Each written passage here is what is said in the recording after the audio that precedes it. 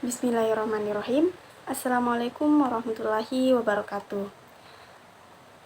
Yang saya hormati Ibu Fajriani Aziz SPD MSI selaku dosen pengampu mata kuliah perpajakan 1. Sebelumnya perkenalkan, nama saya Nur Halisa dengan NIM 220902500013. Di sini saya akan menjelaskan materi mengenai pajak penghasilan umum. Definisi pajak penghasilan umum yaitu pajak penghasilan adalah pajak yang dikenakan atas objek pajak penghasilan sebagaimana diatur pada Undang-Undang Pajak Penghasilan.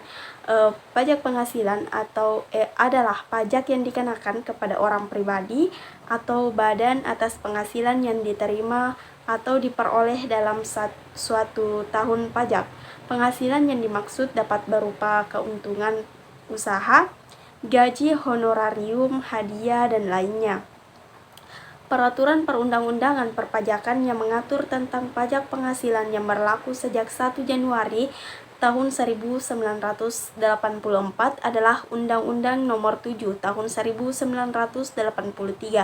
Sebelum tahun 1983, pengenaan pajak yang berhubungan dengan pajak penghasilan diistilahkan dengan nama pajak perseroan, pajak kekayaan, pajak pendapatan, dan pajak penjualan. Materi selanjutnya yaitu subjek pajak dan wajib pajak. Yang menjadi subjek pajak adalah yang pertama yaitu orang pribadi dan warisan yang belum terbagi sebagai satu kesatuan menggantikan yang berhak. Yang kedua yaitu badan, terdiri dari perseroan terbatas, perseroan komanditer, perseroan lainnya, badan usaha milik negara atau badan usaha milik daerah dengan nama dan bentuk apapun, firma, kongsi, koperasi, dana pensiun, persekutuan, perkumpulan, yayasan, organisasi massa, organisasi sosial politik, atau organisasi lainnya, lembaga dan bentuk badan lainnya termasuk kontrak kolektif. Yang ketiga yaitu bentuk usaha tetap atau BUT. Subjek pajak dapat dibedakan menjadi 3, yaitu subjek pajak orang pribadi, subjek pajak badan, dan subjek pajak warisan. Adapun materi selanjutnya yaitu yang tidak termasuk subjek pajak. Yang tidak termasuk subjek pajak yang pertama yaitu kantor perwakilan negara asing. Yang kedua, pejabat perwakilan diplomatik dan konsulat atau pejabat lain dari negara asing dan orang-orang yang diperbantukan kepada mereka yang bekerja pada dan bertempat tinggal bersama-sama mereka dengan syarat yang pertama bukan warga negara Indonesia dan di Indonesia tidak menerima atau memperoleh penghasilan lain di luar jabatannya di Indonesia. Syarat yang kedua yaitu negara yang bersangkutan memberikan perlakuan timbal balik. Subjek yang tidak termasuk subjek pajak yang ketiga yaitu organisasi internasional dengan syarat Indonesia menjadi anggota organisasi tersebut. Yang kedua, tidak menjalankan usaha atau kegiatan lain untuk memperoleh penghasilan dari Indonesia selain pemberian pinjaman kepada pemerintah dan dananya berasal dari iuran para anggota. Yang keempat yaitu pejabat perwakilan organisasi internasional dengan syarat yang pertama bukan warga negara Indonesia, yang kedua tidak menjalankan usaha, kegiatan, atau pekerjaan lain untuk memperoleh penghasilan di Indonesia. Selanjutnya yaitu objek pajak. Yang menjadi objek pajak adalah penghasilan, yaitu setiap tambahan kemampuan ekonomis yang diterima atau diperoleh wajib pajak, baik yang berasal dari Indonesia maupun dari luar Indonesia, yang dapat dipakai atau untuk konsumsi atau untuk menambah kekayaan wajib pajak yang bersangkutan dengan nama dan dalam bentuk apapun, termasuk yang pertama yaitu penggantian atau imbalan berkenan dengan pekerjaan atau jasa yang diterima atau diperoleh termasuk gaji, upah, tunjangan, honorarium, komisi, bonus, gratifikasi, uang pensiun, atau imbalan dalam bentuk lainnya, kecuali ditentukan lain dalam undang-undang ini. Yang kedua yaitu hadiah dari undian atau pekerjaan atau kegiatan dan penghargaan. Yang ketiga yaitu laba usaha.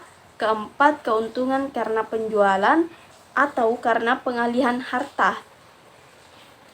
Yang kelima yaitu penerimaan kembali pembayaran pajak yang telah dibebankan sebagai biaya dan pembayaran tambahan pengembalian pajak.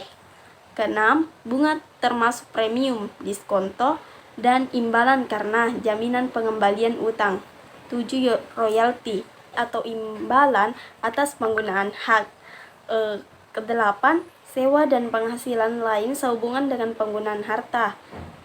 Keuntungan selisih kurs mata uang asing, selisih lebih karena atas penggunaan hak, premi asuransi, tambahan kekayaan neto yang berasal dari penghasilan yang belum dikenakan pajak, penghasilan dari usaha berbasis syariah, dan yang terakhir yaitu surplus dari Bank Indonesia. Selanjutnya yaitu tarif pajak. Yang pertama, tarif wajib pajak orang pribadi dalam negeri. Tarif pajak yang diterapkan atas penghasilan karena pajak bagi wajib pajak orang pribadi dalam negeri adalah sebagai berikut. Dapat dilihat yaitu dengan lapisan penghasilan kena pajak sampai dengan 50 juta, tarif pajaknya yaitu 5%. Di atas 50 juta sampai dengan 250 juta, tarif pajaknya yang dikenakan yaitu 15%. Di atas 250 juta sampai 500 juta dikenakan tarif pajak 25%. Di atas 500 juta dikenakan 30%. Tarif yang kedua yaitu tarif wajib pajak badan dalam negeri dan bentuk usaha tetap. Tarif pajak diterapkan atas penghasilan kena pajak bagi wajib pajak badan dalam negeri dan bentuk usaha tetap adalah sebesar 28%. Tarif pajak bagi wajib pajak badan dalam negeri dan bentuk usaha tetap mulai berlaku sejak tahun pajak 2010, diturunkan menjadi 25%.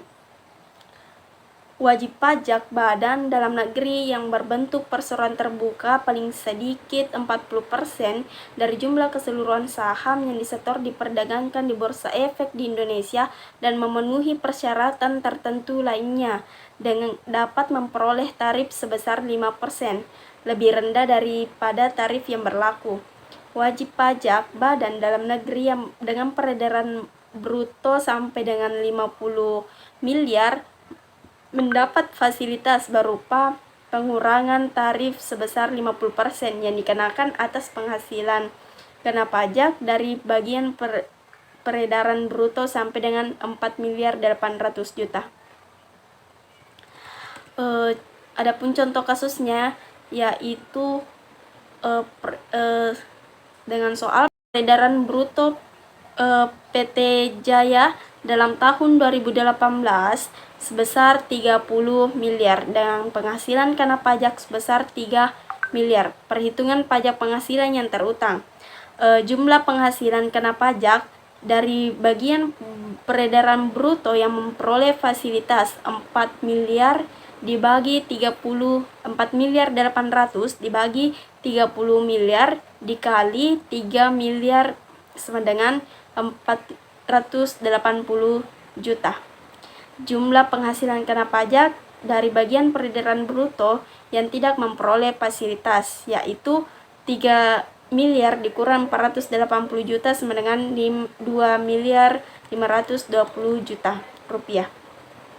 Pajak penghasilan yang terutang yaitu 50% dikali 25% dikali 450 juta sama dengan 60 juta. 25% dikali 2